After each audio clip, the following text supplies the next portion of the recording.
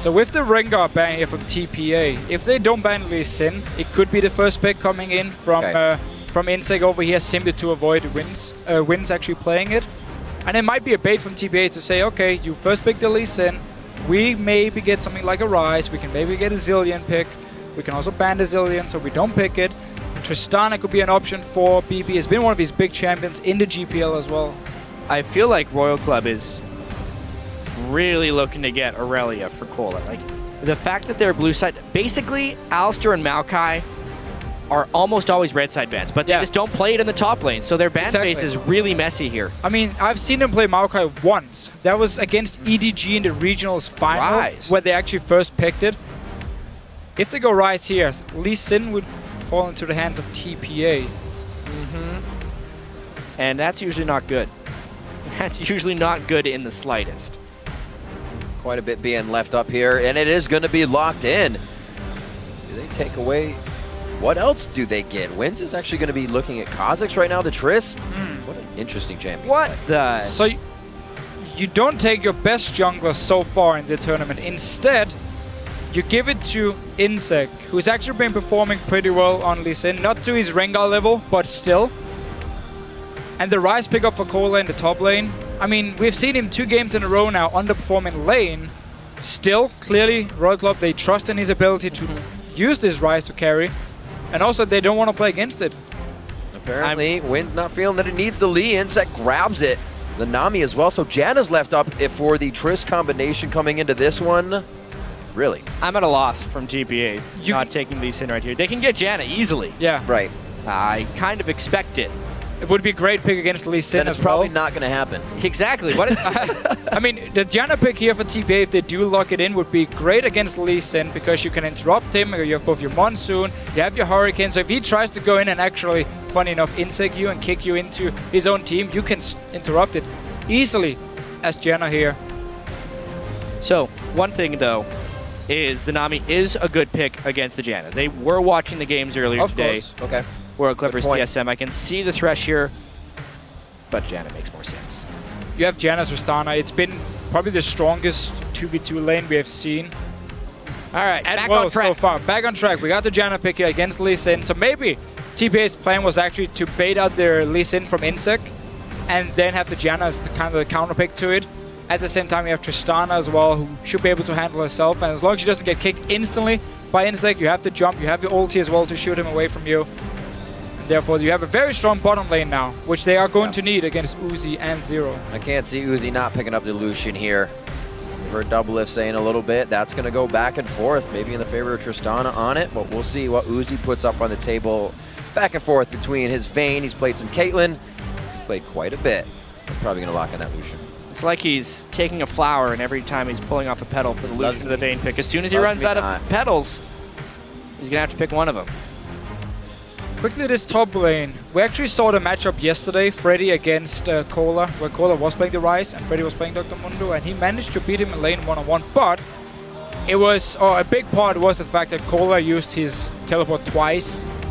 First going to the bottom lane and then into the mid lane, and he didn't actually get anything from the teleport, so he just lost a lot of farm. He fell pretty far behind against Freddy actually in the one-on-one, so let's see if Achie can do the same up in this top lane. Lucian Nami. I'm not gonna go against Doublelift, who was saying Tristana was a great pick against the Lucian in lane here, but Lucian Nami is a damn scary lane. I mean, if you go against Doublelift, then you're going with Crepo. There's definitely some differences in these lanes. I'm right now going to take Uzi over bebe. I will as well. Champions be damned, because he has been so dominating in lane. Lane swapping, I think, is a really high probability in this one. bebe himself has said he's not that great in lane, and they love the lane swap. Yeah, you have a great setup for it. I mean, you have the Mundo as well. You can run together with wins and not just teleport up when you have the one-on-one to get some farm. You don't need to have this Mundo against Ryze matchup where you just give Ryze a lot of free farm. So lane swapping from TPA would definitely be the best idea here. You can try to counter the fast push coming in from Royal Club, which we normally see in the lane swap, simply by taking your top laner and your support, send them down to bottom lane, because once they fast push into the tower, he can just sit there and pick up all the farm and they can't really dive you. We see Morning picking up a little bit more throughout this tournament, because some of the Syndra that we were kind of, wow, he's picking that up. Now the Fizz. No games in that in the regular season. He's really going to try to put his foot down here. Bit of a risky pick, though. Yeah. We have seen a few Fizz backfire already, especially from Korn. It can looking happen. earlier today. Yeah, this one, it's again, they're bringing a couple pretty all-in champions with disengage on their own team. They're really going to have to try and take this kind of like at 20 minutes, but Mundo and Fizz both need longer than that. It's a weird set of champion scalings. All right, remember, if you feel a team pulling ahead in this match, update your vote by tweeting at LOL Esports. Use the hashtag SHRWin or TPA win. Yeah, both Orianna and Lucian will have a lot more impact in the mid game than Tristana and Fizz at this point here, making it very scary for TPA. But then again, they are maybe looking at the last game they played against Royal Club, where they went extremely late game, and therefore looking just to go full late game champions. We are into our third game of the day here in the group stages, the first set of them here in Taiwan. We'll see what the Royal Club can put up against TPA within this matchup. Definitely a game that counts for these teams. Royal Club not having too good of a game against Team Solo Mid earlier. Let's see if they can take hold here, get a little bit of momentum back in their favor. And it's got to be a pretty difficult loss for Royal Club there. Yeah. Taking multiple Barons in the game and still losing. However, these games actually have gone pretty long in the past. Royal Club plays long games. TPA had actually played the longest games of anyone in the World Championships thus far, so it will probably go late game. I mean, look back at GPL, they had some fast games because they were dominating some of the teams, but in the final against AHQ, we had like 50 minutes and 60-minute long games because both teams were basically just fighting each other left and right, and nobody really actually managed to close it. And it's been the story for TPA. They had the lead against Royal Club game 1, didn't manage to close out the game. Royal Club came back. Now they've gone with the extremely late game focused comp here with Tristana. You have the Fizz and you have the Mundo on the side of TPA. But Royal Club's team fighting comp is pretty scary. And TPA again going for the lane swap. They, like you said, they even did it when they were on the blue side, giving up that dragon control. They're ready to go to the late game with this. Problem is, Royal Club is guessing it. Yeah, they are. And going top lane as well with Uzi and Zero. Very nicely played. And without even the deep wards, they're trying to call this one out. It's actually going to be somewhat of an invade, too. Yeah, no ward scouting for this lane swap, so it could very easily be forced by Royal Club. They even have an opportunity to invade here. However, there's wards on their own red, so I think we're just going to see buff trades. So the only information TPA had at that point was simply saying, okay, you're not starting red buff, so you're either starting our red buff or you're starting your own blue buff here. But with the dual lands up in this top lane, let's see if Wins wants to walk into the red buff of Royal Club. Their own wards just disappeared, so he doesn't actually know at the moment if inSec started his own blue buff or not. He's going though. He surmised it, and they're also going to have confirmation any second. Oh, this could be big. bebe, what did you take? Level 1. He may have to flash out of this one, or he's just going to walk out. He's just going to walk out. Very interesting, though. bebe brings exhaust as well. It's a Trist. Boatload of harass they just took in that lane, though. Will set them so far behind, especially since they don't even get the heal to stick around at lower amounts of health. Back to base right away. Simply again because they had no wards in their own jungle, so they didn't know where inSec was. In the end, he comes in. He's gonna get dove. What? Yeah, 2 people. No, the exhaust for exhaust, but I don't know if it's gonna work. First blood for Zero, and it looks like they get out, I wouldn't say unscathed, but real happy. And this is basically just Royal Club guessing the lane swap, sending Uzi and Zero top lane, find TPA, and then they take the red buff at the same time, and inSec just walks up behind them. Let's see what Wins can do in mid lane. Well, jumps on, gets the slow. Uh-oh. Be all right. We're in the flash, though. Very low on mana. He's going to be forced back on this one. Right, still has the summoners. So I like the fact he's actually paying attention to the mid lane here, because we saw the matchup earlier. Bjergsen against Korn. Bjergsen on Orianna, as soon as he got all the health potions, like as soon as he got Korn to use all the health potions on Fizz, he was forced to go back. He lost a lot of CS, and Bjergsen took full control of the lane.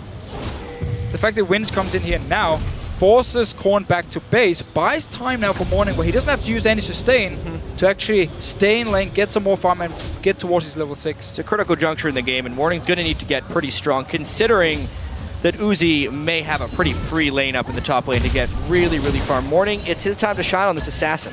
And it doesn't look like they're going to stop with the damage. Double Doran's coming out here, so Uzi can keep the pressure on and just keep that damage in. He's going to walk right up to bebe and say, how's it going? bebe's forced to jump out of this. He's only going to have to farm at the turret. You have the level advantage, you have the sustain from Nami, you have an extra Doran's Blade. I mean, just go straight in the face of bebe here. chunk him down. He only has his health potions to sustain himself.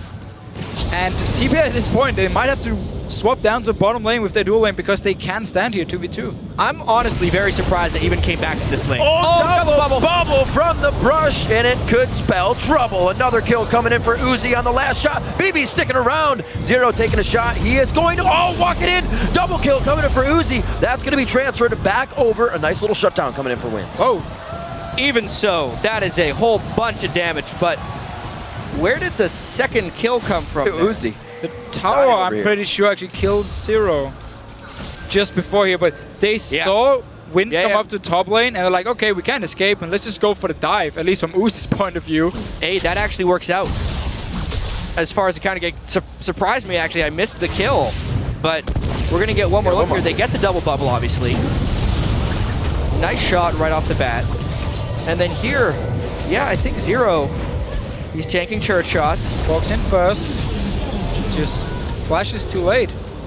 Cannon minion got him as well, but since BB had tagged him, BB ends up getting a kill off of that one, and that really keeps him in the lane. Keeps him in the lane, and he goes for that gold generation off of his buy as well. Trying to stick up and keep that gold coming in. Trying to get a little bit more damage onto Uzi so we can get his harass on. You see, take a J to half health with the Lightbringer and then 2 passives. Zero still trying to hit shots, and inSec now getting in the hair of Wins. That is pretty greedy from BB up in this top lane here. Going for his gold, put 10 item towards the static shift and not actually he getting can't even trade in the first place. Exactly, not even getting a Dorn's Blade or anything, just very greedy play. If he's going to be building an Avarice Blade, swap lanes. Go against Ryze in a 1v2 or a 2v1. So again, they're having a pretty good time, or Achie down this bottom lane is having a pretty good time one-on-one, which would be the only reason for TPA to not lane swap.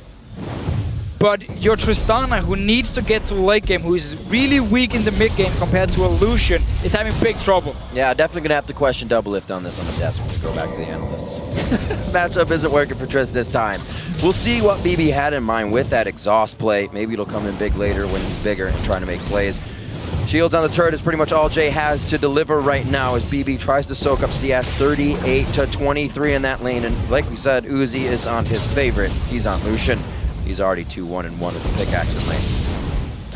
It's only going to get worse. Every time you get pushed down to tower, it's so hard to get any farm. It seems to be the story of every Starhorn Royal Club game is, wow, Uzi and Zero are demolishing their opponents. But what are the other lanes doing? I think is one thing we need to focus on. Korn is actually not doing that well against Morning. Cola is just trading farm with Achie. Considering it's a Mundo versus Ryze matchup and Mundo has not been kept down at all pre-6, the other lanes are going quite well for TPA. This is fairly similar to the TSM game we saw at the very start of the day.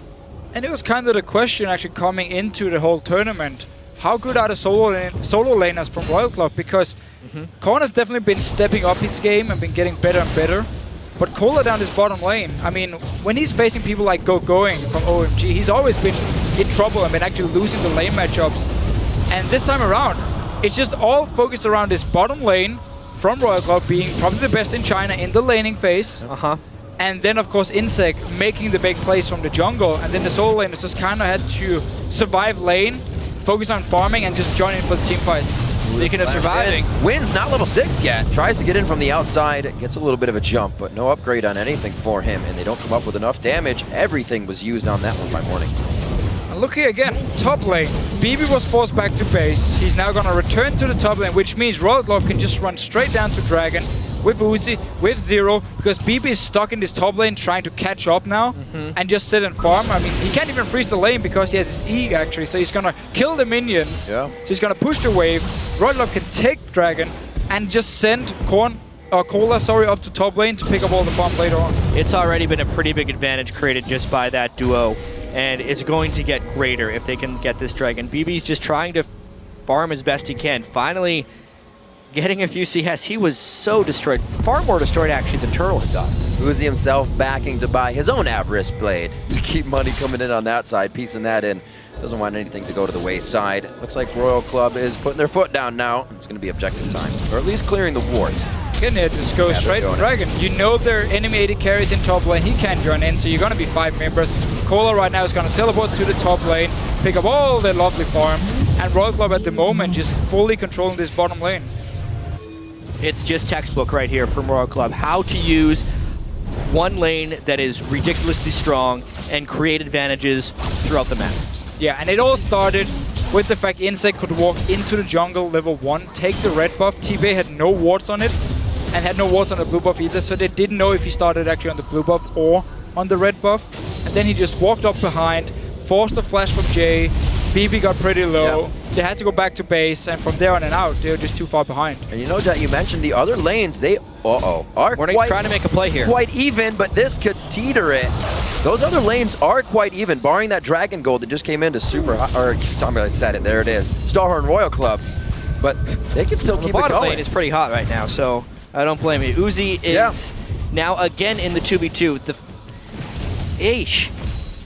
bebe just can't catch a break. He's not avoiding the Uzi 0 lane like he needs to. He needs another 10 minutes of farming before he can think about looking at this guy. Yeah, getting Static Shift first item is not going to do a lot for him damage-wise. I mean, it means he can clear the waves pretty fast, but normally what we see is that people go back on the first back, and they get a pickaxe or BF sword, and then they build Static Shift, so you have some attack damage to back up all your attack speed.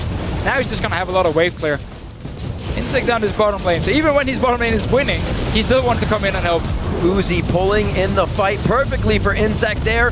And it's going to be the jump out, however, from bebe. They realize that's coming in. They did have a ward in that brush on their side, but it's not going to keep them safe for long. Turret after turret, though. Uzi is manhandling bebe in this lane, and they just can't keep their building safe. The gold lead is just going to get greater and greater until they swap this off. They need to have Mundo following Uzi around because he at least can take a few hits.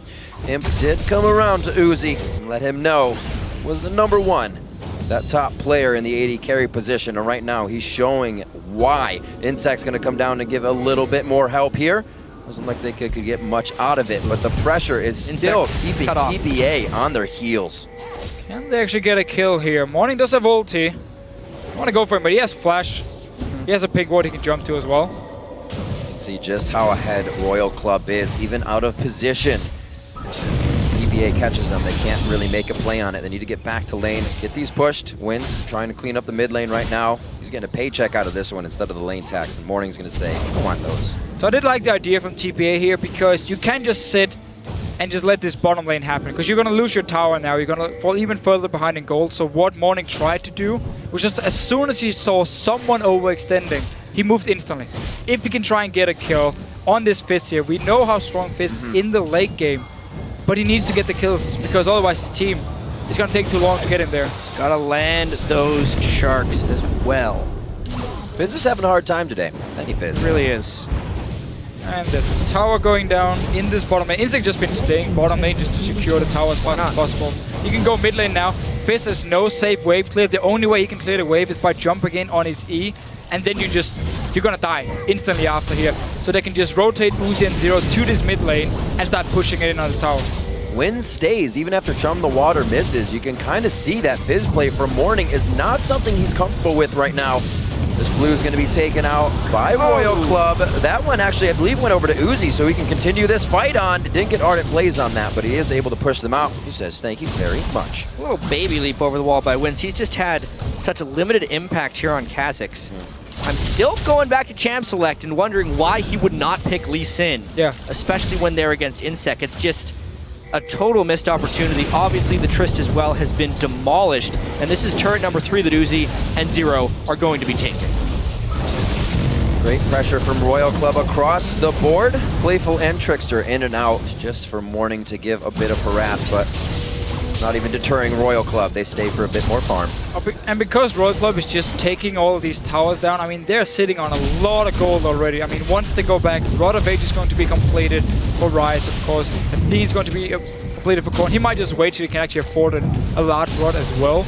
And of course, Uzi should be able to either complete his Infinity Edge if he wants to, unless he wants to get like maybe the Ghost Blade first and just keep being extremely aggressive. Yeah, Uzi actually has a tendency of waiting far too long to go back to base when he has an advantage because he's tremendously greedy as an AD carry.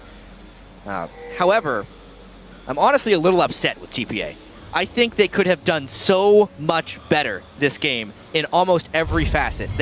Even if they're going to end up going with wins, at least swap bebe around a little bit better than Uzi. Of course, at least scout. And the thing that annoys me the most, it's not like they don't know how to do these things. I've watched their games. They've done them in the past. They're just not doing them now in a game where wouldn't it be spectacular for them to win this in front of the home crowd and play huge spoiler to Royal Club? Something not really on the table for the moment. We're seeing Zero now join to the bottom lane, backed up by BB and J. They're trying to take white and get everything they can on limited resources. 130 to 79 in that CS. Uzi able to pretty much push forward in this lane almost by himself. Zero's obviously there, but Uzi's ready to bait into initiation and win that fight. Shots from BB coming in 8-7 to a 9-7 right now. Seeing the gold across the board, 62.02 to that 42-ish hundred of BB's. And again, we talked about this static shift for BB here before. Right. He needed it for the wave clear, especially because you have the Fizz and you have the Mundo, which is not really going to provide a lot of wave clear, so now it's all about wins and BB providing it. But it just makes him so weak in straight up fights and make it even easier for Uzi to keep pressuring him. And now we're really hitting the point where Tristana is this extremely weak mid game, which you can punish. And Royal Club, they have no reason to slow down. Let's see what happens in mid lane. There's a bit of a hit. Morning not really winning this fight though. The Ignite goes down on both sides. He pulls the ball to him. Perfect move by Cord to deliver it back out with the Q. Nicely done there. Teleport coming in. Oh, this is going to be Cola. Does he have the home guards? No, he's just coming out of where it can. Instantly getting that from Nami to continue the slow on his auto attack.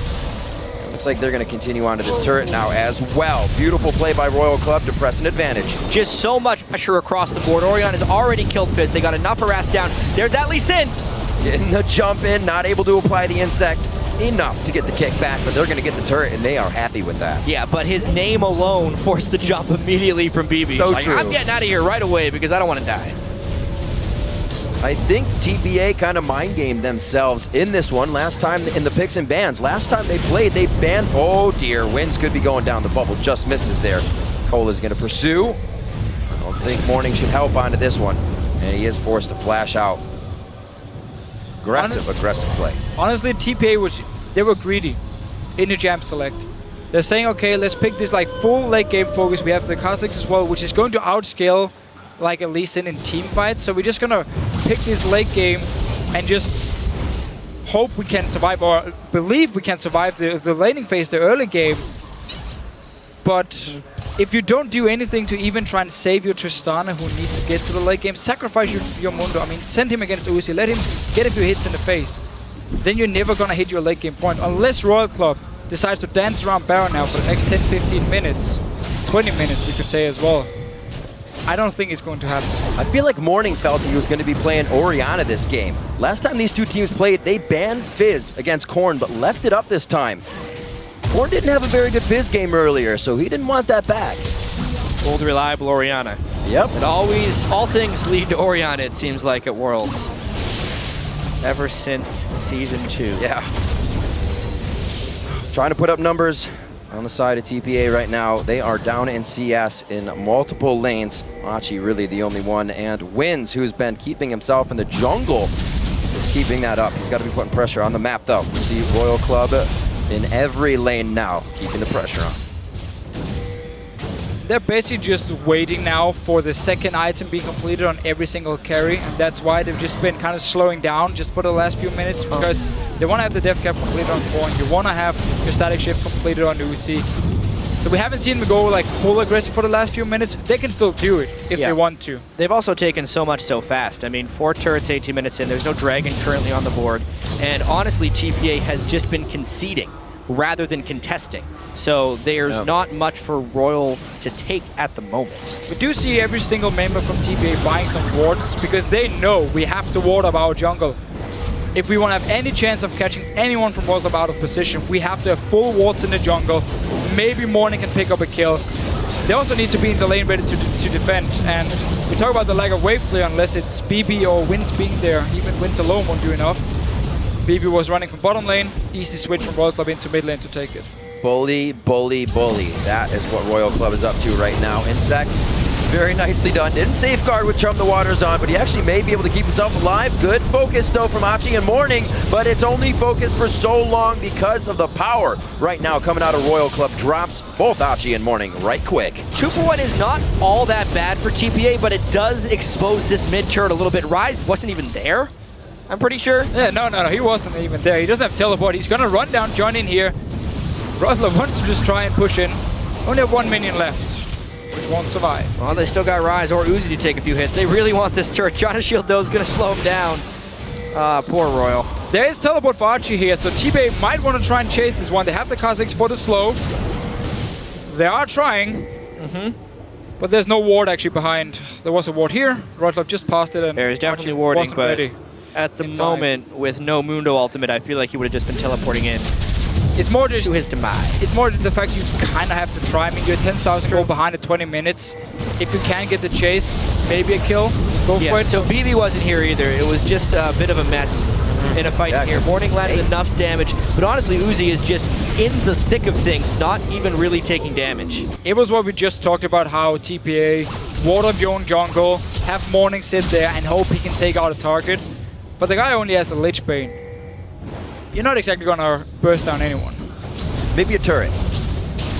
Maybe a turret. You get to those turrets. Infinity Edge for Uzi. Trying to Static Shiv this almost might backfire built for up. Morning. Oh, Yeah. Oh, Uzi gives him a little laugh too. He's playing with a lot of confidence. Actually, speaking of wards, as they try and chase Morning down a little bit, TPA is an example of a team who actually wards a lot, but it's an example of how wards aren't the only thing needed to win games, right? Because as far as the group goes, they have the longest games, which is one of the reasons they've actually placed more wards than any other team. As far as wards per minute coming into the day, they're actually second amongst teams at Worlds.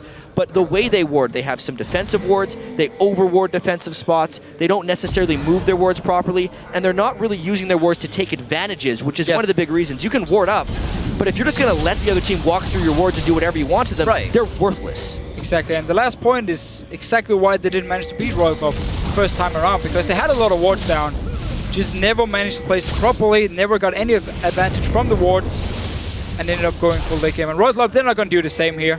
Already put up a lot of aggressive wards here, pushing up. And it's that Uzi's second not item. there. It's the second main item you talked about. Death Cap on a Corn, Static Shiv onto Uzi. Easy push. a lot of front-end damage coming out of They have Royal to fight Club now. now. TPA needs to just fight because Uzi's not there yet. They're in a good spot. They have bebe's Cola not walking either. down. Bebe was back in base. Achie is back in base. It would have been great. Cola was walking down. Not many wards right around them to be used on that teleport, but he's now going to be here. Another jump bubble caught by Zero. They were trying to bait in for Morning, who's hiding in the brush, but Cola takes practically no damage from Chum the Waters, and now they are running amok inside of TPA's base. This one could be over sooner than we thought. I wonder if TPA is going to fight them ever at this point. Bebe gets shockwaved in. They don't have the minions to push in, and TPA doesn't have the strength to push in against Royal either. They're gonna chase though. A little too early to be in the base for the power they have. It is a lot of power, but is it enough to finish off with waves pouring at them and the whole chaos that's going to be coming from the entire team of TPA? Right now, it does force them to back off. They'll be happy to take down Dragon. Good breadcrumb wards to be seeing TPA on the entry. They might actually look to fight here. They're moving down every single member. Bebe's still farming the lane, however, so he's not there just yet. No ulti for Corn. Let's see if TPA can do anything at all. Oh, they want Uzi to go hard. Low on mana. Even Uzi safe. TPA trying to make a move here. This might be what they need. Maybe getting out Zero. He does not have the tidal wave right now to be used, but TPA now second guessing even their own moves here. There's also a bot lane tower because TPA doesn't have a single tower yet. Which Luck would just fall back to the tower. Now they're just pushing up here. Ultis are ready very, very soon. Feeling confident once again to push up and go straight for this tower. 23 minutes in, a supercharged up Ryze as well. Rod of Age is probably still ticking or even full with the Saracen Brace completed here. And after we've seen a few games where the team in the lead early on just go Baron and dance around for 5, 6, 7, 8 minutes. It's refreshing to see I'm glad to see Royal Club saying, we don't need the Baron at all. Let's just keep pushing up. We get so much damage on the tower every single time. And if you want to fight us, then you die. What a ridiculous amount of damage. Always starting the fight without full HP. This is going to be the fight. Caught It's left gotta and be. right. slowly going down to the inhibitor turret. The Howling Gale is the only thing they're really trying to put out as defense, as Achie standing his ground, giving him the business. A pretty nice jump to waters, but again, onto Cola, one of the tankiest people that they have. Morning just getting kicked around, and he's forced to defensively leave the fight. inSec misses on the Sonic Wave, and they are still holding true in front of TPA's base. Maybe a slight get. Corn's real low. First Zero goes down. That's Corn going down in the beginning there. Zero actually still alive, but he's yet for long for this world. There into the fight is going to be inSec. He does not have the kick up right now. He used that just onto Morning. And very low. Royal Club enters the base. Jay's got some hits coming towards him, but inSec backs off because they're getting the space they want inside of TPA's base. They are just so far ahead. They have so much pressure. They have so many minions. There's actually double super minion wave that would be pushing in here. Uzi doesn't even have lifesteal. It would be rather What's greedy to going finish on? up. Uzi never has lifesteal. Oh, that's true. Fights like he does, but doesn't. Obviously, Royal Club's in total control of this game. There's a few tendencies we picked up amongst Uzi and Zero. First off, Uzi pretty much never builds lifesteal until last item, unless he's playing Vayne. Of course, he'll build Blade of the Rune King. And Zero finishes his support item full complete almost every single game. Here we go. Very low. Corn actually being caught out here. Just flashing over, and TPA does manage to pick up a kill. Yeah, Problem is, they're just still so far behind. Yeah, this was the power of Ryze and Lucian here in close quarters. Obviously, bebe gets blown up as soon as he gets close, and the inSec tries he may. He's not able to finish off kills. He's going damage. Oh! I felt that. It hurt a little bit. Sometimes it hurts to watch something. It does. Just go, ow. There was a sting there. 26 minutes on the clock. 26 seconds till bebe gets back onto the rift. So one thing Uzi gains by not building lifesteal is more all-in potential and just more straight-up damage. As long as he's opting into the right fights, he doesn't care as much about sustaining in between them. Always just trying to maximize his damage. One-on-one, Morning inSec. Oh, whoa! EP coming in from Cola as well. Morning not looking too healthy right now. Jay takes that one. inSec waiting for enough energy to take the resonating strike, and he does. He should be able to drop that one quick. Cola's actually going to be able to come up. Kill secured as they move on to the top and final inhibitor turret. Already have the super minions running into the base of TPA. Should just be a matter of time at this They're point. indefensible right here. inSec is just having fun. Uzi's going wherever he wants. Even if they're just clearing the minions, it's going to be trouble. This is inhibitor number 3 and probably the game. Uzi making sure nobody can come off the fountain right now. He is just a wall in this game as Lucian. And it looks like they're going to be able to grab the inhibitor turret, making sure they're not getting too antsy here. Not really looking at too much damage, but we've seen the mistakes made. They lose a few and they can't fully push, so they're playing it safe. And honestly, we just saw in the game prior a very one-sided game with AHQ. This is how you close a one-sided game.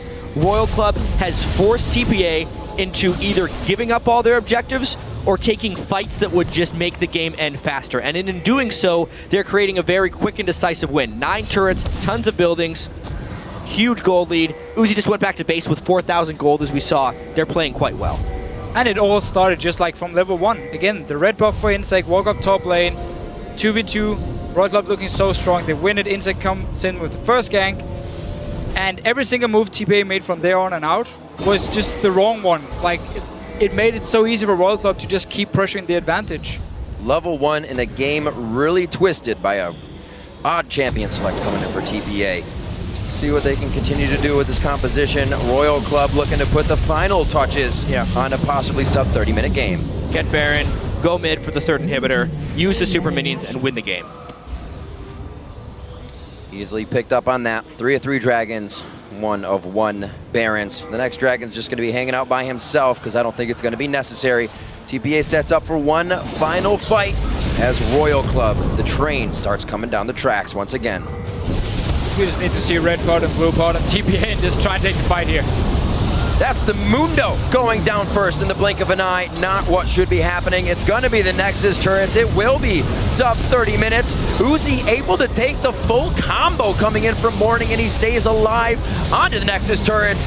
Onto the Nexus. 13-5. Royal Club will take down Taipei Assassins.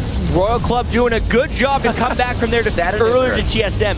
This game left no doubt about who was the better team. Royal Club 5-1 in the group.